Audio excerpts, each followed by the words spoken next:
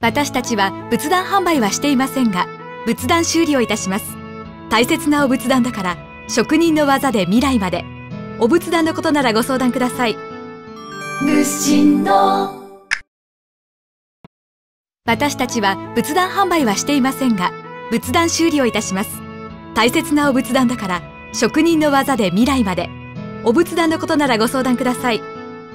仏心の。